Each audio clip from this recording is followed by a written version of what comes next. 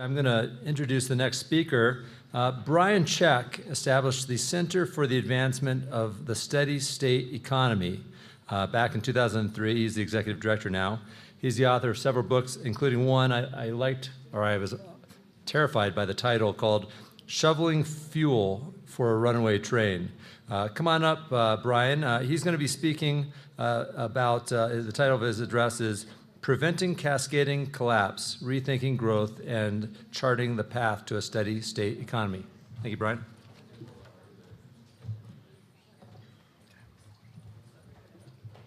Thank you, Jeff.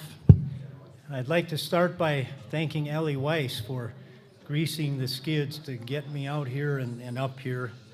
And thank you, Chip, for putting me on the program. It's greatly appreciated by me. This is such a fantastic conference. I love it. Well, I'm here, as Jeff mentioned, representing CASI, the Center for the Advancement of the Steady State Economy. And there you see the steady state economy. You see our logo is kind of like one of the first images that ought to have invoked the concept of nature needs half.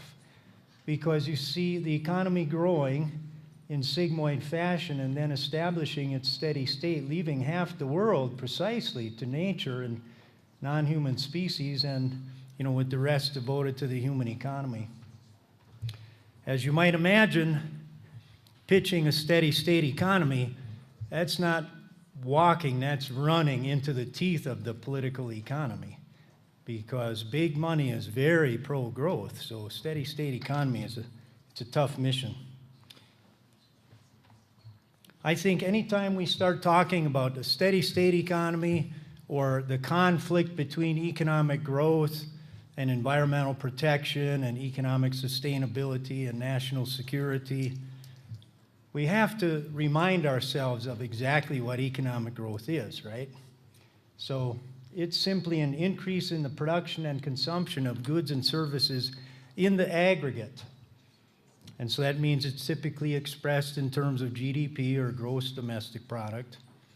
And it entails increasing population and or per capita production and consumption. That phrase, in the aggregate, we forget about at our peril if we're concerned about sustainability. I'll show you with an example here.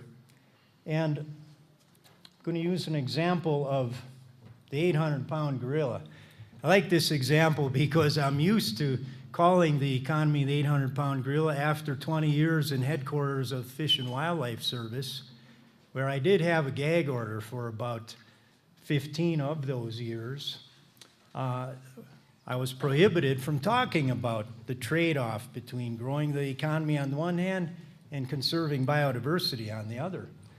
But I don't think we're prohibited here, right? So we'll bring that gorilla out of the corner and watch it grow. So that's economic growth. That's in the aggregate, right? That's not economic growth. That might be, for example, let's see, growing the renewable energy sector, while the fossil fuel sector declines. Well, that's not economic growth. That's not in the aggregate. That's not gross domestic product increasing. It's a sectoral adjustment is what it is, due to new technologies. So it's very important, I think, to keep that phrase in the aggregate in mind, because otherwise, you're going to be faced with the argument that, oh, well, maybe we can have more and more bicycles and less Hummers, and we can grow the economy by protecting, while we're protecting the environment. I'm sorry, but you're highly unlikely to be growing GDP by shifting from Hummers to bikes. So growth is in the aggregate. And there it is once more. We'll come back to it.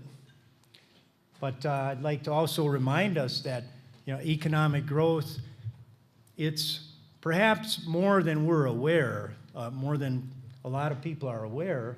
It's very formally a goal of the United States. It's in fiscal policy, in the Full Employment and Balanced Growth Act. It's key to the missions of a number of federal agencies and priority of presidents one after another, most extremely this one. You know, the Federal Reserve has taken it upon itself to promote economic growth as part of monetary policy in addition to fighting inflation.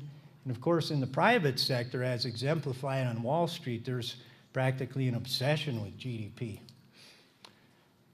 So in academia, meanwhile, we have this problematic centerpiece of growth theory. This is what I like to call the landless production function, because it tells us that production is a function of capital and labor. Hey, what the heck happened to land? Remember, in classical economics, for a whole century, the 19th century, it was all about land, labor, and capital. Land, labor, and capital. It was kind of in that order, too. So actually, I have a book chapter about what happened to this production function. It's a sordid tale of politics going back to a backlash against Henry George in the 1890s. But for us, we don't need to go into that history, but we do need to know that neoclassical or conventional growth theory revolves around this landless production function. And it's here in schematic form, straight out of a business textbook. And we know how big that curriculum is. That's a lot of students we're talking about now, business students and econ students. Here you see the landless production function with the capital and labor being exchanged and the money, of course, flowing in the other direction.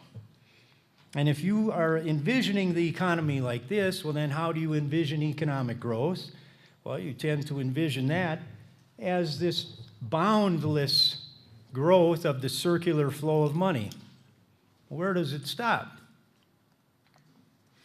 So at CASI, well, first of all, we like to remind people that there shouldn't have been ever much of a controversy about whether or not there is a limit to growth. Of course, there's a limit to economic growth, because to think that there is no limit to growth is mathematically equivalent to thinking that you could have a steady state economy, let's say the $73 trillion global economy, on a perpetually diminishing landmass until finally you might squish it underneath this podium, leaving the rest of the world as a designated wilderness area. It's ludicrous, right? And it's precisely, mathematically, as ludicrous as saying there is no limit to economic growth. So, of course, there's a limit to growth, and we help to raise awareness not only of the limit to growth, but of what happens in the process of growth. We don't deny there is a circular flow of money. Of course there is. But that entails, in fact, that requires drawdown of natural capital stocks, and pursuant to the second law of thermodynamics, there will be pollution. It's going to be material and waste heat pollution. So, our tribal elders yesterday and some non-tribal leaders as well gave us the wisdom of how it helps to tell a story to get some of these things across. I would like to tell you a story. I worked for the San Carlos Apache tribe from 1988 to 1993. And I loved that job because at the time I was an elk biologist. And the biggest elk in the world are on the San Carlos Apache Reservation in Arizona. They're the biggest elk based on antler size. So we had this phenomenal dry lake elk herd. And every year the bulk of the elk venison went to tribal members, right? Like 99% of the elk venison.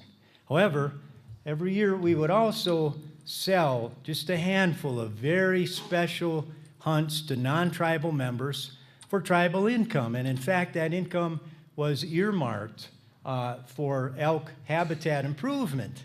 So at first blush, you might think, hey, great, income and it's going to elk habitat improvement. We're kind of reconciling the trade-off between growth and the environment, right? That last year I was there, we sold 3 tags for $43,000 a piece. So that's $129,000 that was earmarked for elk habitat improvement. But it struck me that 2 of those tags were bought by the owner of the largest old-growth sawmill in the Pacific Northwest, the owner of the Seneca Sawmill in Oregon. So that, over vast tracts of land, is what was generating the money for us to get a few acres here and there bought out from the cattle leases on the San Carlos Apache Reservation and devoted to elk habitat. We weren't reconciling anything at all in a macroeconomic sense. We were reallocating some funds, and there was waste in the thermodynamic process, for sure. I mean, the hunter would fly down in a Learjet for these hunts. So that's the Seneca Sawmill story, and I never have forgotten that. And later on, when I went to expand my horizons from elk and big game biology to wildlife conservation at large with my PhD research, I eventually recalled that time with the San Carlos Apache tribe and the guy with the sawmill buying those tags, and start to think in terms of the trophic structure of the economy of nature and also of the human economy. So here it is in the economy of nature.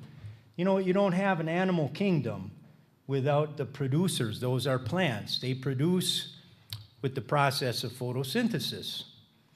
So the primary consumers eat the plants, and the secondary consumers eat the primary consumers, and you do have some species that aren't too readily placed into these trophic levels, like scavengers, for example, and decomposers. You might call them service providers, and they're active throughout the trophic structure. Now, as the tribal elders also reminded us, it's not wise to think of humans as entirely separate from nature, right? We're not. We're a species too. If you want to look at it with scientific jargon, we're Homo sapiens, and if you want to think in terms of the trophic structure of the economy of nature, then we occupy that top trophic level. We're like the super carnivores and the super omnivores, and not much out there eats us. It's pretty rare these days. And then the service providers are a mix of human and non-human providers. Now, furthermore, the human economy doesn't escape the laws of nature, so it too has its trophic structure founded upon producers. And those are the agricultural and extractive sectors, because it's surplus from the agro-extractive sectors that frees the hands for the division of labor and unto the manufacturing sectors, from the heaviest to the lightest, and the service sectors as well. And, this it was represented by the elk hunts being sold at the San Carlos Apache Reservation. Well, this has all been pretty theoretical, right, aside from the San Carlos elk example. So let's just take a quick look around. That's pivot agriculture. If you flew over Kansas to get here, you would have seen a lot of that. There it is on the ground. It's probably Roundup-ready soybeans, extremely to-the-wall sort of agricultural production. It's scary stuff. It's not stable or durable or resilient. There it is in Saudi Arabia, pivot agriculture. Huge aquifers over the globe are threatened. Well, I got the orange light, so I have to really move here, but we're moving through the sectors. There they are, heavy manufacturing, light, and, there's your energy sectors. And I think the main point of that is, it doesn't matter so much. Can't get it to back up. That's okay. The wind arrays, the windmills, and the solar arrays, there they are. It's all fueling those other agro-extractive, industrial, and service sectors. You didn't really solve a whole lot. You might have little cleaner types of emissions, but that's a far cry from reconciling growth with the environment. So this also operates in the monetary sector, because the monetary sector has to reflect the real sector. Otherwise, what do you have? Inflation. So, these sideshows like the derivatives and the cryptocurrencies and all that, don't let them fool you into thinking that's some new type of economy. Those are financial sideshows Study your national income accounting if you don't believe me. Those things don't go into GDP measurements. GDP reflects the real economy, and so it's limited. And the expenditure of $1 represents an impact on the environment. And there it is, you know, GDP growing as it's reallocating natural capital from the old economy of nature to the human economy. Here you see a great collage representing that. You know, the only way out of this, and the one way that people have claimed will be the way out, is technological progress. So we've dealt with that pretty thoroughly. How you have to look at how the R&D gets there. And, you know, it's not manna from heaven. It takes profits, or in a public sector, economic surplus, and profits dry up. This has been known forever in economics, except for that firm or that sector that can develop a competitive advantage. And how does it do that? Well, through R&D. So we're kind of at a catch-22 here. You need the R&D for the profits. You need the profits for the R&D. How do you get out of that?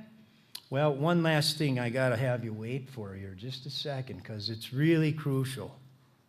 It's called, drum roll please, it's economies of scale, because that's the only other way to get increased efficiency, aside from technological progress. But that operates with the original technology. So you didn't evade or escape from that conflict. You know, there it is in action. Which one looks more sustainable to you? Yeah, of course, that's way more efficient, not more sustainable. Sustainability is a matter of scale, no matter which technological regime.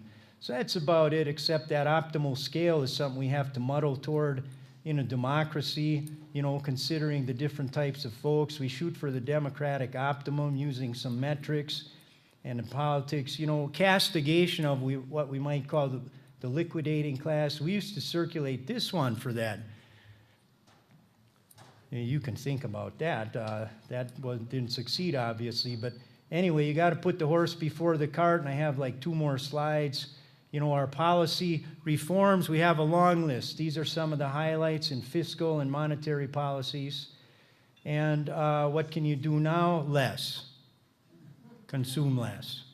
But sign the position at steadystate.org, please, to help precipitate the paradigm shifts and pursue the policy reforms. Thank you very much.